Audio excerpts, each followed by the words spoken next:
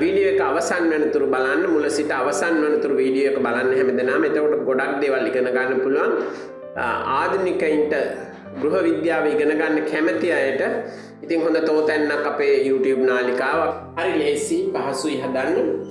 සුළු පොඩි වියදමක් යන්නේ, මහ විශාල වියදමක් යන්නේ නැහැ. ඉතින් ඒක තමයි අද අපි පාන් පොඩිම තමයි හදන්න සූදානම් වෙන්නේ යාළුවනේ.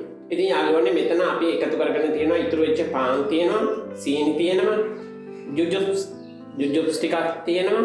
ඒ කියන්නේ මේ පුල් දෝසි වගේ, ඒ වගේ පුල් දෝසි උනත් ගැටලුවක් නැහැ. ජුජුබ්ස් තියෙනවා, රටකජු තියෙනවා, රටයින්දි තියෙනවා, බිත්තර, කුරුඳු කුඩු තියෙනවා, එන්සල් කබලේ බැදලා එන්සල් කුඩු කරගත්ත කුඩු තියෙනවා, ග්‍රේප්ස් තියෙනවා, නැත්නම් වේලිච්ච මිදි තියෙනවා. ඊට අමතරව ලුණු තියෙනවා. ඔය ටික තමයි ප්‍රධාන වශයෙන්ම අවශ්‍ය වෙන්නේ යාළුවනේ. අපි බලමු කොහොමද පාන් පොඩි හරි ගස්ස ගන්න කියලා. යාළුවනේ අපි දැන් පොල් කිරි හරි ගස්ස ගත්තා. කජ්ජු ටික පොඩක් කෑලි තිබිච්ච ඒවා කඩාගත්ත පොඩි කෑලි වෙන්න. බිත්තර ටික ගහගත්තා. දැන් අපි පොල් කිරි මිරික ගත්තේ යාළුවනේ පොල් බිඳපු වතුරෙන් තමයි. මොකද මේ පාන් ඊස්ට් දාලා තියෙන්නේ, හදලා තියෙන්නේ. එතකොට පොල් මිරිකපු වතුර කියන්නේ පොල් වතුර කියලා කියන්නේ මේක නිර්වායු ශ්වසනය සිද්ධ වෙන දෙයක්. ඊස්ට් වල ක්‍රියාකාරීත්වයේ සිද්ධ වෙන පාන් වල තව පරිමාණ වැඩි වෙන්න, පාන් ටික පිපෙන්න අවශ්‍ය කරන පොල් වතුර. ඒ පොල් වතුර අපිට මේකට වතුර ප්‍රමාණය, දියරමය ප්‍රමාණය වැඩි වුණොත් අපිට මේක බේක් කරගන්න සෑහෙන වෙලා යන නිසා අපි සාමාන්‍යයෙන් කරන්න යන්නේ පොල් ටික මෙරික ගන්නේ පොල් වතුරෙන් තමයි. පොල් වතුරෙන් මිරිකුවන් පස්සේ ඒ ප්‍රමාණය මේකට එකතු වුණාන් පස්සේ එතකොට අපිට හොඳ ගානට හොඳ පදමට එනවා. මේක ඉක්මනට බේක් කරගන්න පුළුවන් වෙන විදිහට. ඒකයි අපි පොල් වතුරෙන් මේ කිරි මිරික ගන්න යන්නේ. යාළුවනේ අපි දැන් මේ ටික මික්ස් කරන්නයි හදන්නේ. අපි දැන් පොල් මිරික ගත්ත පොල් වතුර තියෙනවා. මේ කිරි මිරික ගත්ත පොල් වතුර තියෙනවා. ඒක මේ විදිහට එකතු කරනවා. මේ ටික පාන් පිපෙන්න අවශ්‍ය නිසා පොඩ්ඩක් මේක එකතු කරලා පැයකමාරක් පොඩ්ඩක් නිදැල්ල තියන්න ඕනේ. එහෙම වුණාන් පස්සේ තමයි මේක හොඳට පිපිලා එන්නේ. ওই විදිහට යාළුවනේ. ඊට පස්සේ අපි මෙතන එකතු කරනවා කුරුඳු කුඩුයි, එන්සල් කුඩුයි. මෙතන අපි කජ්ජු එකතු කරනවා. ඊට පස්සේ මෙතන තියෙනවා රටයින්දි. මේ විදිහට අපි දාලා ඉවර මේක අතින් පොඩ්ඩක් හොඳට මික්ස් කරන්න ඕනේ. ඊට පස්සේ මෙතන තියෙන වේලිච්ච මිදි.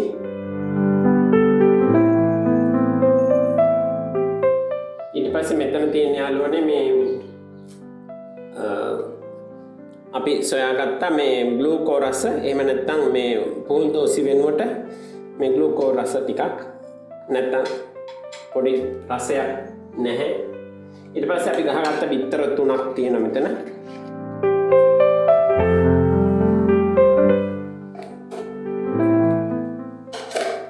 ඊට පස්සේ යාළුවනේ අපි එකතු කරන්නේ සීනි තමයි. සීනි අපි ටිකක් අඩු ප්‍රමාණයක් තමයි එකතු කරන්න බලාපොරොත්තු වෙන්නේ. මොකද අපි කතා කරපු විදිහට සීනි මහ විශාල ප්‍රමාණයෙන් එකතු කරොත් අපේ අසනීප තියෙන යම් කෙනෙක් ගෙදරක හිටියත් එයාටත් ඒක ප්‍රශ්නයක් වෙන නිසා අපි සීනි ටික අඩුවෙන් තමයි එකතු කරන්නේ. වෙන පැණි රස ගෙන දෙන වෙන දේවල් අපි එකතු කරපු නිසා. ඊට පස්සේ යාළුවනේ මේක අපි හදන දේ හොඳට සුවඳ ගහන්න, ප්‍රණීතවත් බව ඇති වෙන්න මෙතන අපි වැනිලා ටිකකුත් එකතු කරනවා. දැන් හොඳට මික්ස් කරන්න ඕනේ. මික්ස් කරලා ඉවරලා අපි ටික වෙලාවක් පැයක් විතර මේක හොඳට නිර්වායු ශ්වසනය සිද්ධ වෙන්න අවශ්‍ය නිසා, පාන් ටික හොඳට පිම්බිලා එන්න අවශ්‍ය නිසා, පිපෙන්න අවශ්‍ය නිසා ඔය විදිහට අපි කරනවා. තව අවශ්‍ය නම් පොල් කිරි දාන්න පුළුවන් අපිට.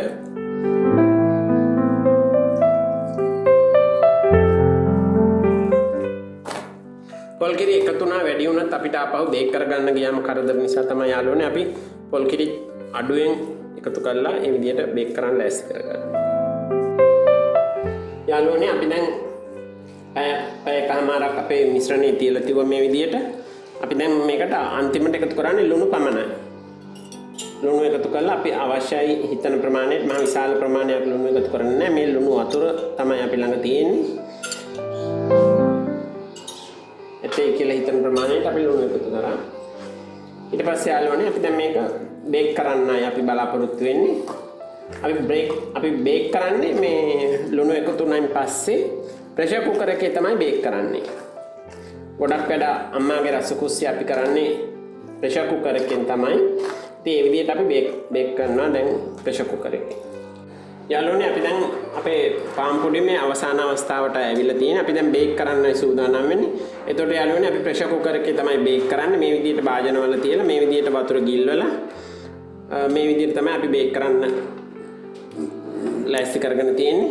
ඉතින් මේ විදිහේ වතුර ප්‍රමාණයක් දාලා මේ ප්‍රෙෂර් කුකර් එකේ බේක් කරගන්න බලමු යාළුවනේ. මේ